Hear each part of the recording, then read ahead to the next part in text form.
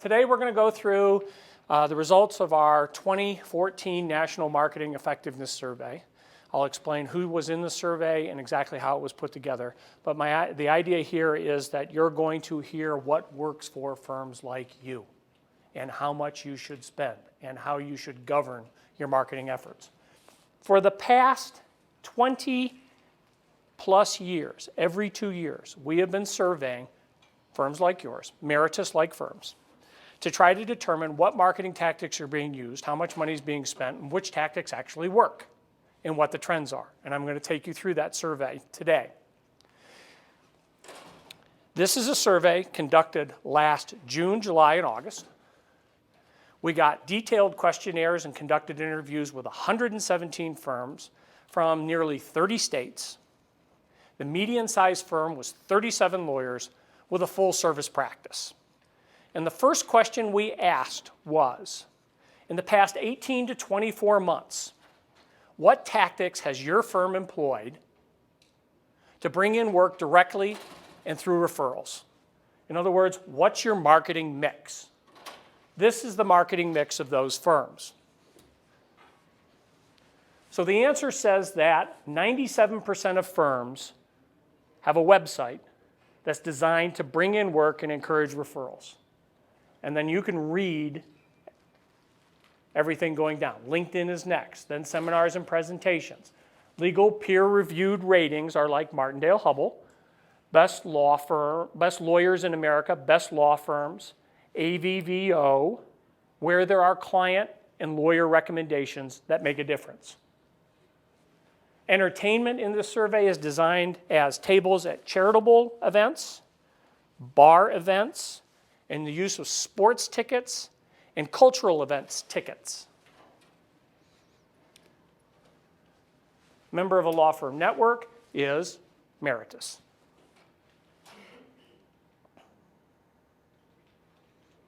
Okay, you can read that and digest that.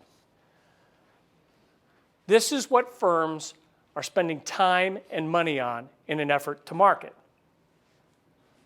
What are the trends? If the result is in boldface and in green, such as LinkedIn at the top, since 2 years ago in 2012, which is when we last surveyed, that tactic has gone up significantly by a statistically significant margin in the survey. So LinkedIn, being a member of a law firm network, blogging, the use of Facebook, and doing client surveys and interviews have all increased as far as the usage by firms like you. If it's in red, it's dropped. Traditional media coverage, getting your name in the newspaper and news releases, boom, through the floor, has come down. Compared to 10 to 12 years ago, of course, LinkedIn wasn't around. Law firm networks really hadn't matured. There was no blogging, there was no Facebook. Seminars, presentations, legal peer-reviewed rating, those things have always been at the top as far as what firms do. Now that's interesting because that's what everybody's doing that you're competing with. But the real question is, and it's the second question we asked in the survey, what tactics has your firm employed over the past 18 to 24 months that have actually brought in work directly to the firm and created referrals? In other words, what's the ticket, what works? And this is the answer to that question. So 70% of the 117 firms said that their website had actually generated cases or files. 51% on seminars and presentations. Now the reason we split out Martindale-Hubbell was if you were involved in your firm's marketing 7 to 10 years ago, Martindale jacked up its rates about 40 or 50%, really made you mad. And so a lot of firms started dropping Martindale, and we were like going crazy saying, don't do that.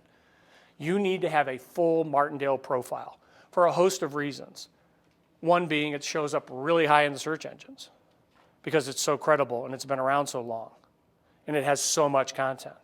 Also because if you buy the right type of profile, you'll get all sorts of tracking information, including phone calls made, clicks through, and you'll know their source. What other firms are being viewed at the same time you are on Martindale? So you actually get a view of your competition. So we separated it out because it became such a hot budget item. We wanted to know how many firms were actually able to track work through Martindale. So almost 30% are. This is interesting. If you were putting together a marketing mix or you were examining your marketing mix, this is really the answer. You should have these tactics, but you shouldn't fund them necessarily in this order for a couple of reasons. First, the survey isn't that accurate. So you can't just blindly follow this and budget this way. Second, every firm's culture is different. You may not have anybody that's particularly good in seminars and presentations. Well, I wouldn't emphasize them then. All right? But you may have a whole bunch of people who like to do one-on-one entertainment. So having a golf tournament or tickets to the opera or your local cultural events center, that makes sense. So you have to take this with a grain of salt in that you should do those things that are culturally appropriate and come up with your own mix. When this result came out, there was something odd about it, and I kept staring at it for a period of weeks, and finally it occurred to me what I was really looking at. And this is the takeaway from the what works slide of our survey. I'm going to go to the next slide, and what's going to happen is all of the tactics that didn't exist until the internet came around are going to drop off of this chart. The so-called pre-digital tactical mix, right there. Now what's important is that seminars, presentations, being a member of a law firm network, trade and community group, you can read this. This stuff that's been around for a long time, it still remains very effective. And frankly, I think you can still market a firm that way and be successful. But, and the next slide, which is everything from that first one that is digital or internet related, occupies a pretty solid number of the tactics that will result, that are resulting in work. I'm not making predictions like Dubner was talking about. This is what firms say has worked in the past 2 years.